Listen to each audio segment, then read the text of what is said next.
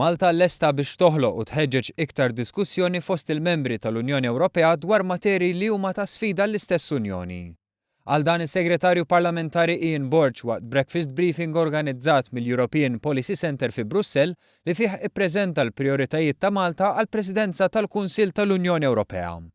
Borg innota li l-livell baxx ta' sapport favur l-Unjoni Ewropea f'diversi pajjiżi jindika li l-benefiċċji tal-Unjoni Ewropea mhux daqstant evidenti u lan ta' Malta se jkun li tressaq l-Unjoni eqreb tal-poplu.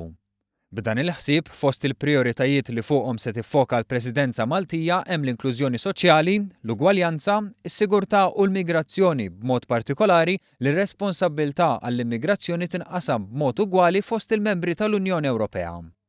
Temi oħra fil-qofol tal-Presidenza Maltija se jkunu s-suq komuni u s-settur marittimu. F'dan il-breakfast briefing li għalih kienu preżenti wkoll ir-rappreżentatriċi permanenti ta' Malta għall-Unjoni Ewropea Marlin Bonnici u d-deputat rappreżentant permanenti Neil Kerr, l-istituzzjonijiet u l-midja bbażati fi Brussell kellhom ukoll l-opportunità jresqu l-mistoqsijiet tagħhom dwar x'mistennija tagħmel Malta waqt il-Presidenza.